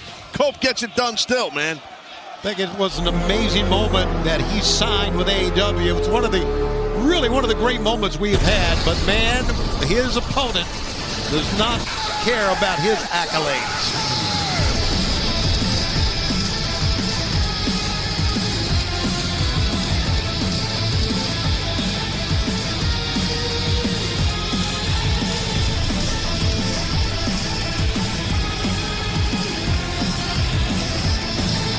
His opponent from Newcastle upon Tyne, England, weighing 217 pounds. He is 1/3 of the AEW World Trios Champion. He is the Bastard Pack. The first ever AEW International Champion, a multi-time AEW World Trios Champion, and a very dangerous member of the Death Riders. And that's, it's almost impossible to quantify who is more dangerous than the next when it comes to the Death Riders, but Pac is up there, Tony. Yeah, he is, and if there's ever a person in AEW that exemplifies the term bastard, he really does. He can do so many things. We have really two of the most talented wrestlers in the world going at it here tonight. And Tony, you talked about how Cope signing with AEW was such a major moment. It was a major moment for a number of reasons, mainly because at one point Cope's career was thought to be over because of the neck injury, Taz. Right. So he's gotten this new lease on life, but we've seen that the Death Riders have no compunctions about targeting that surgically repaired neck of Cope. Oh, and I think that's, in my opinion, after you just said too, and I was thinking that also, I do think Pac, that will be his game plan if he can, as these two men lock up right here with a tie-up. But this Pac is a super well-decorated professional wrestler, so highly skilled to the points you guys were making. That man right there, he can get her done. I can tell you, as can Adam Copeland, obviously. And Cope, of course, very aware of the resume, the in-ring resume of Pac. Knows how well-traveled he is, not winning championships, not just in the United States, but Japan, in his native England as well, all over Europe. And now Pac. Quick round kick there, right to the hamstring. Yeah, he's got the height advantage, right? Cope does, so you bring him down a notch or two. I think that's smart. I think there's another story at play here, and that is the fact that Copeland has put his sights on Jon Moxley like everyone has. Jon Moxley, to me, wants to avoid Cope, and here he sends Pac out. And Pac's mission is not only to win a match here, guys. It goes further than that. Now, Pac, the front chancery was reversed by Cope. Cope has the hammerlock, but we saw Pac going after the ankle of the Rated R Superstar. Remember, it was double or nothing last year. Cope jumping off the steel cage, fracturing his tibia, getting that steel plate put in there. The 7 screws it took to stabilize his leg. Not a fact that may also be lost on Pac. And I know Copeland worked very, very hard to get back, trained. He went through a lot of physical therapy. He is a determined man, and who knows, he may become the world champion before this career is over. Well, right now, Cope seems to be one move ahead of Pac in this wrestling contest. They've been trying to out-wrestle each other here, and got to give a little bit of the advantage thus far to Cope. Pac also, talking about AEW Originals, he's a man, Taz, that over the last 5... Oh, wait, cover here by Cope. He's a man that we've seen has, it's almost seemingly endless higher and higher gears. He can push the pace. Just as soon as you think Pac is being outpaced, he can kick it up an extra notch. He's special. Pac can go. He's got what we call a motor, and he's had that for many years. So, he's well decorated throughout the world, is Pac. And I think the Black Arrow that he uses is the single most spectacular move in AEW. And we've got a lot of spectacular moves, but no body control like the Black Arrow. Let's see if he can put it on. Cope off the middle rope. Oh, look at this. Cope T. Harris taking Pac. Don't see that to much. The outside. First rope Jones. And I think catching I don't like how this looks Pac here. by surprise as Cope elevated up and over the top, finds his feet on the ring apron, back into the ring, back body drop. Now it's Pac that finds his feet on the ring apron, shoulder to the midsection. Just a bastard goes off the top. Pac was inside the ring. Oh, look at this. Cope baited him in. Wow. Swept out the legs. And now, what you got in mind here? What's like a Cazadora. Oh, face first into the steps, courtesy of the Rated R Superstar. Big time power right there. That's tough to do. Yeah, man. Very tough to do right there by Adam Copeland. A lot of strength there. Wow, man. These two guys can go. Holy smokes.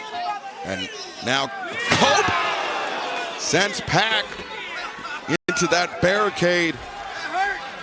That heavy, solid barricade. Right there. I'm sorry, Cope broke the count. The referee was about to count him out, so it was a good job. Veteran move there, Excalibur, by Cope. Yeah, which means he's not done on the outside with Pac. That is a 10 count here on the outside in AEW as Cope depositing Pac stomach first, or abdomen first, as you called it, Taz. That's abdomen.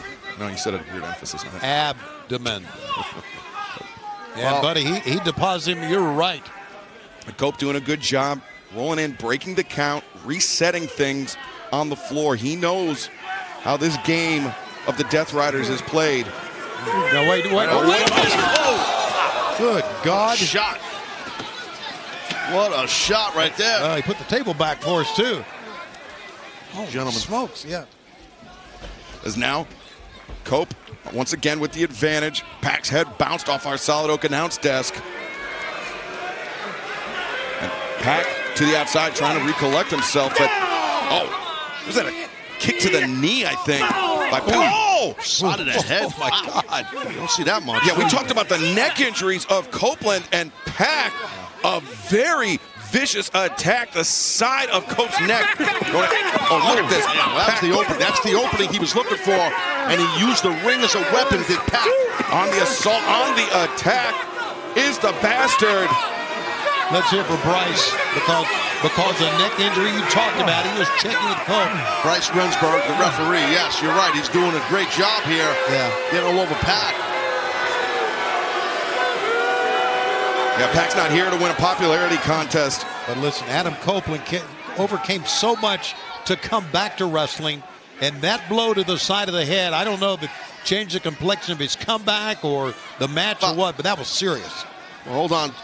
Looks like Pac is lining them up here, and Pac, as we've been laying out, not just his talent, but he's dangerous, highly dangerous, and there's the talent. Pac throwing his body into the Rated R Superstar. Cope and fans, our main event continues live on Dynamite. Well, look at the eyes of Cope. He's blinking the eyes, man. He's in dire straits right now, and yeah, he's kind of his eyes are gazed over a bit, and because when you hit the corner of the ring, I mean there is zero give. Yeah, it's hard as hell, and the side of his head area, his ear, I couldn't really tell what it was. His jaw, maybe his temple. I mean, even at its most basic, it's like whiplash. It's like getting sideswiped in a car. Yeah, exactly.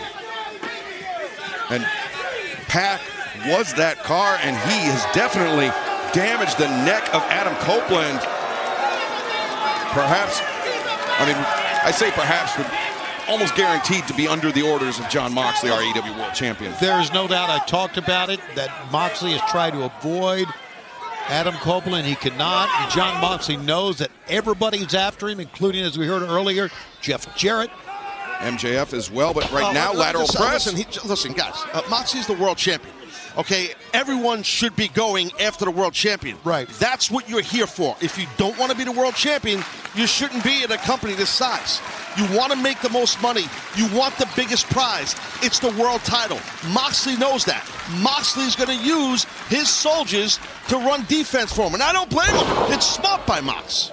Snap suplex there by Pac, but Taz, I mean, to that point, though, it seems about, for Jon Moxley, it's about more than money. It's more than being the champion. It's almost playing keep away from everyone else. Well, you don't even see the championship. That's the thing, to your point. You don't see the championship because that's kind of how Mox is running it. You know what I mean, Shivani? He's kind of just, that championship where you can only, as a cover, we only could assume it's in the briefcase that we see Marina carrying around, right? We assume it's in there. Right. So, in essence, I get what, Excalibur's saying. It's kind of like he's holding the championship hostage, per se. Yeah, well, you know what? Jon Moxley is a smart guy. I know he looks like he's a brawler and doesn't know what he's doing. Super intelligent. You're exactly right. Super intelligent. And he has built himself, as you mentioned, Taz, soldiers. And these soldiers are fine athletes. They're going to protect. Studs. You're right. Yeah. Shivani, you're right. They're not. When I say soldiers, I mean that in a complimentary fashion. Of course. They're beasts, man. Handpicked. Now, top rope Jones here, so Pac can do whatever he wants up there. He's well versed on the top rope. Oh man, look at Cope's still holding the side of his head. Oh man, big time missile drop kick, hit its mark, kip up, showing the athleticism is Pac. Pretty arrogant as well. Yeah, I'll tell you what, Copeland seems like he's another world. Here's your cover. Covered. Pac driving that forearm into the jaw of the Rated R Superstar. And you saw Copeland, he was flexing those fingers, trying to get the feeling back, maybe some numbness there. Yeah, I think you might be right about that. And where does Pac go? Right to the upper neck, the upper spine region. Now with a version of a bulldog choke himself here. Yeah, maybe made famous by Mox. All in service of that bulldog choke, potentially even the brutalizer as well. True. You gotta get yourself the overhook, and you're gonna get that. We are live on Dynamite. Our main event is in the ring. The Bastard Pac with the advantage on the Rated R Superstar, Adam Copeland, a.k.a. Cope. The game plan has been evident, Taz. Pac has been dismantling, destroying, attacking the neck of Copeland. And you can see Cope trying to get that left hand under the bicep and forearm to prevent getting choked out with this bulldog choke by Pac. Yeah. He's trying. That's the right thing. You want to either attack the grip, right, or get your hand and get some separation. Try to get that crook of the man's arm off of your throat. Yeah, and we're going to stay with this one here on Max and TBS as long as it takes. And let's see if Adam Copeland can mount a comeback. How about Pac? Snap suplex. Great snap suplex. Shorter than the man, not as tall as Copeland. His hips are already under Copeland so he can peel off that snap suplex like that. Yeah, great leverage for Pac. As Copeland, you can see, struggling up to his feet. Gets the boot up into the jaw, though, of the charging bastard. And Copeland, whoa, drop kick! When you have those long limbs like Cope does, man, and you extend on that type of drop kick, that's what you do. You turn your opponent inside out. Let's take another look at this. Watch this impact here. Bam! There's another angle of the same drop kick. Unreal, man. Look at that. Taz, it was a desperation move, as you can tell, because Copeland is still down as we go back to live action here. Still down. Yeah, it has been a full-on assault on the neck of the Rated R superstar, most presumably under the orders of John Moxley, our AEW World Champion, the general, the leader of the Death Riders, of which Pac is a loyal soldier who ducks underneath the lariat attempt. Oh, and Cope drives down Pac. Face first right there. Pac landing hard. Could have been his sternum, could have been his nose, could have been his cheek, his mouth. When you land Flapjack Jones like that, it's tough. And fans, coming up this Saturday, AEW Collision, our homecoming in Jacksonville, Florida. We will see tag team action. Brody King, Buddy Matthews taking on the Gates of Agony, plus trios action as the Undisputed Kingdom take on Daniel Garcia, the TNT champion, Daddy Magic, and Cool Hand Ange, plus Tony Storm goes face-to-face with AEW Women's World Champion Mariah May ahead of their battle at Grand Slam Australia. And Tony Khan has just made it official. Brian Cage and Will Ospreay, one of the huge matches that we saw last year. They will face off as the sky high there by Cope. Oh, Pac able to kick out 1 week from tonight. Cage and Ospreay live on Dynamite. Plus, Jeff Jarrett, Claudio Castagnoli has been made official. And then in 2 weeks' time, Dynamite, our return to Atlanta, Georgia. Swerve Strickland, Ricochet, one-on-one. You know, we saw Cage and Ospreay before. They have one of the best matches we've ever seen on Dynamite.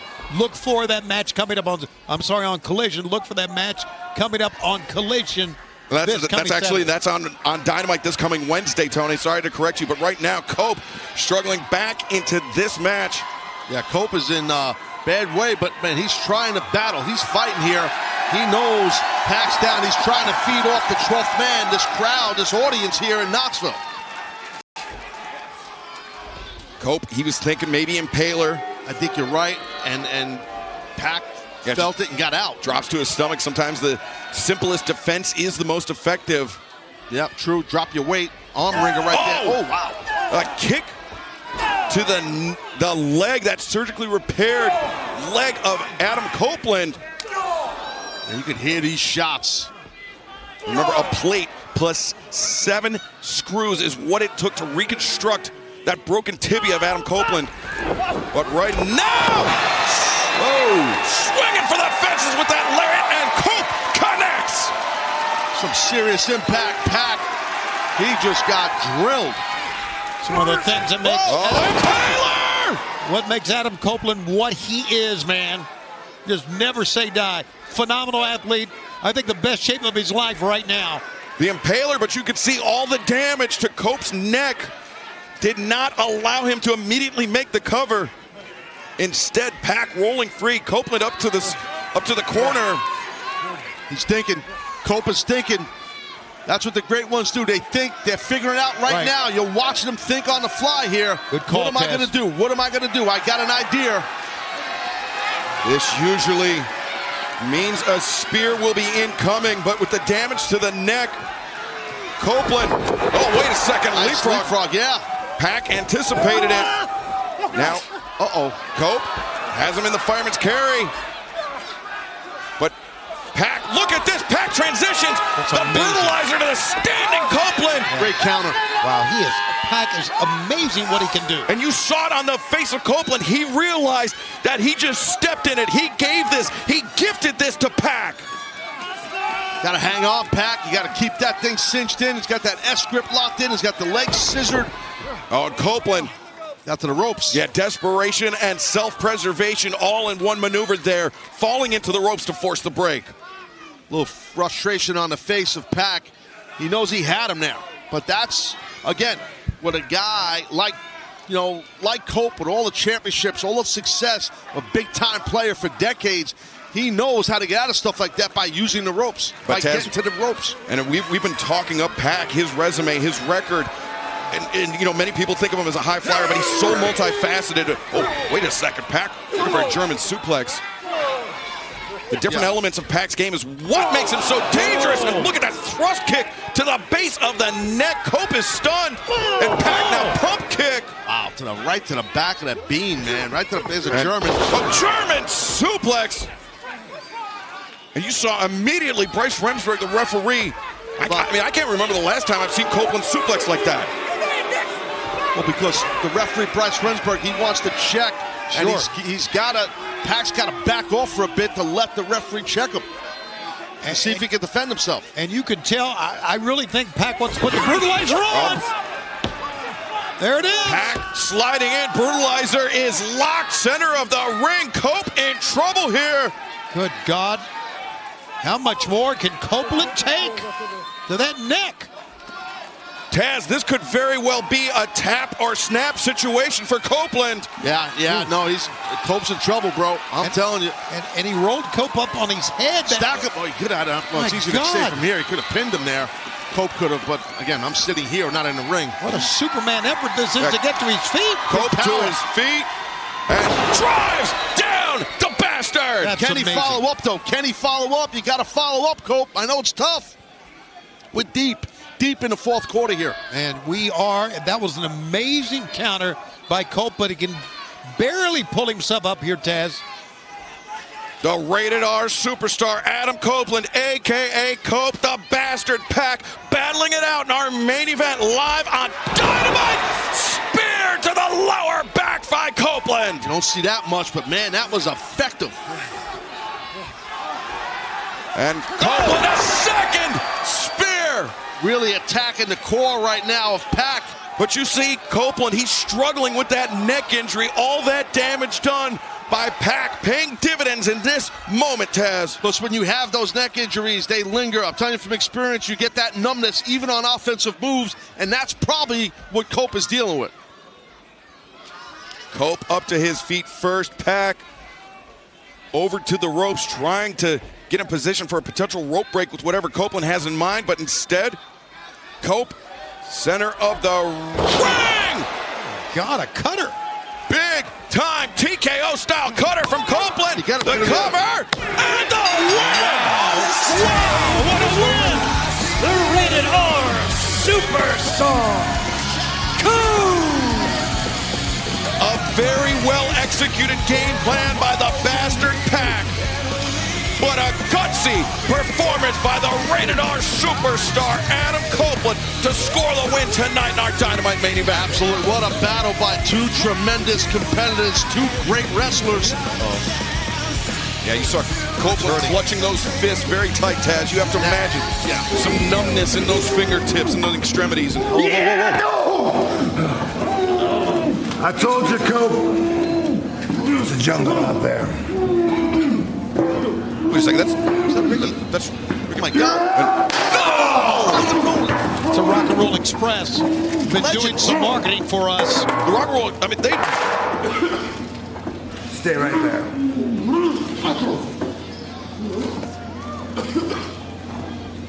Cash is taped up. Like, Dax and Cash neutralizing Dax too?